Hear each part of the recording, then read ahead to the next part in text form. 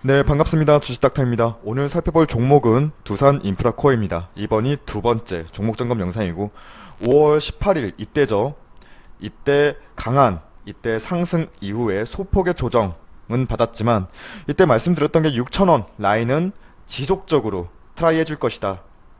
건드릴 것이다. 그러니 섣불리 매도하지 말고 매도보다는 홀딩 유지하면서 기다리고 6,000원 라인을 도달하게 된다면 이때부터는 비중 어느 정도 현금화 하시고 나머지 잔량은 중국 양해간 나올 부양책을 기다려라 라고 말씀드렸습니다. 이러한 내용은 저희 5월 18일 날 매각 이슈 소멸 중국 양해를 기다려야 될 시점 이때 영상에서 다 그대로 말씀드렸으니까 못 보신 분들은 저 유튜브 채널에서 5월 18일자 두산인프라코어 영상 확인해 주시면 감사하겠고, 자 6,000원 라인은 계속 건드려주는 모습 바로 보여줬고, 영상 참고하신 분들은 조금씩이라도 기분 좋게 현금화 진행하셨을 겁니다. 그리고 오늘 또 시세가 또 나와졌죠. 근데 얘만 나온 게 아니라 오늘 건설기계 쪽이 시세가 다 괜찮습니다. 흐름이 현대건설기계도 플러스 14%까지 상승이 나와줬어요. 종가상 오늘 상승의 이유야 다들 아시지 않나 싶어요. 다들 아실 거라 봐요. 중국의 건설 경기 회복에 대한 기대감에 국내 건설 장비주들도 이렇게 시세가 나와줬는데, 사실 정말 기대했던 중국 양회에서는 딱히 기대감을 충족할 만한 내용들은 없었어요. 그러다 보니까 이러한 흐름이 만들어졌던 건데, 그러다 보니까 주가가 기대감을 상실한 물량들 이때 이탈해주는 흐름이었지만 바로 한국도 한국형 느리리라 해서 대규모 인프라 투자가 가시화되었죠.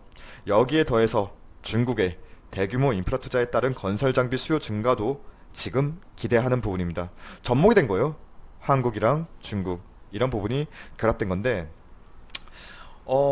특히 두산 인프라코어는 이전 영상에도 말씀드렸지만 4월에만 중국에다가 굴삭기 3,239대를 팔았어요. 이전 영상에서 말씀드렸어요.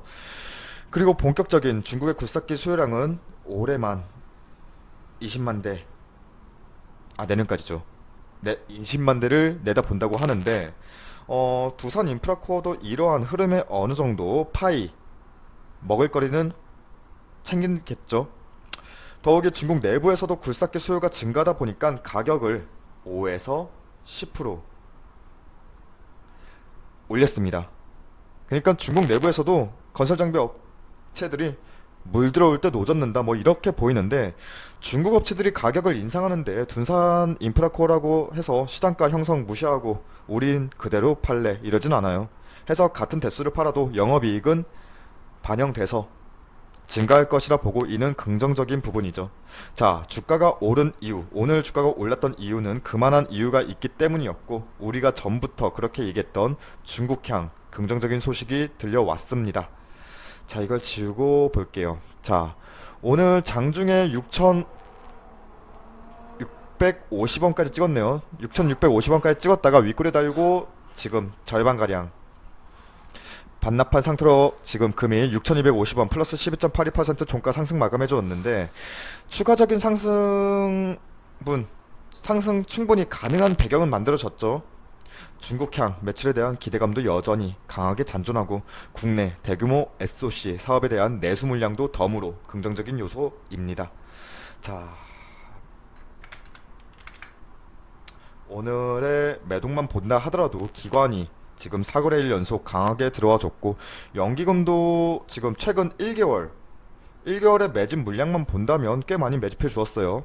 자, 일단 배경 자체는 긍정적으로 만들어졌습니다. 하지만 아무리 실적이 좋고 기업이 좋고 해도 주가는 마음처럼 움직이지 않을 때도 많습니다. 우선 현 구간 충분히 익절 구간이다 라고 보신다면은, 지금 이 구간에서부터는 저는 원칙대로 분할 매도, 6,000원대부터도 말씀드렸지만 지금 더 올라갔죠. 지금 현재 이 구간이 익절 구간이다 하신다면 저는 원칙대로 분할 매도 비중 조금씩이라도 현금화 진행해 놓으시고 3분의 2든 절반이든 나머지 잔량 가지고 조금은 마음 편하게 투자하셨으면 좋겠습니다. 일단 바로 오늘 윗골에 달린 부분 잡아먹는 그림은 보여주면 좋겠지만, 금일 최고점 6,650원을 바로 단기간에 트라이 할 수는 없다고 보는 게 현실적이겠고요. 상대적으로 기대감 외에는 상대적으로 구체적인 내용들이 우린 확인하지 못하고 있잖아요. 추가적으로 뒤에서 상승을 이끌 만한 재료분이 우리는 아직 확인을 하지 못한 상태이고, 거래량 보시면 훅 들어오는 물량, 훅 들어왔죠. 오늘 물량 중에서 단기 차익 물량 먹고 빠질 테고, 빠질 물량은 오늘도 빠졌겠지만 내일도 빠질 물량은 빠질 테고, 이러한 물량들 잡아먹을 만큼 추가적인 이슈성 재료분이 나와야 하는데 그건 쉽게 예측을 못하죠. 그래서 제가 드리고 싶은 말씀은 익절 구간에선 기분 좋게 현금화 어느 정도 쟁여놓으시고 투자 이어가시길 바라고, 현 시점에서의 추가적인 시세 상승이 나온다면 사실 확대할게요. 7,000원 7,000원까지도 바라볼 수는 있겠죠. 하지만 무조건적으로 좋다 좋다만 할 수 없고, 투자자라면 리스크도 항시 염두에 두어야죠. 지금 중국향 매출의 기대감이 높은데 굴삭기 만드는 업체가 우리나라만 있는 건 아니죠. 중국 내에도 제가 알고 있기로는 5개 업체가 있는 걸로 아는데, 자, 지금 미국과 중국이 한창 대립관계죠. 그리고 우리나라는 그 사이에 껴서 눈치 보기 바빠요. 트럼프가 뭐 G7 회의에 참석하라고 했다느니 뭐니 이런 소식 들려오는데 한다고 하죠. 일단 문재인은. 근데 이게 마냥 좋은 게 아니라 중국, 미국 사이에서 눈치를 봐야 돼요.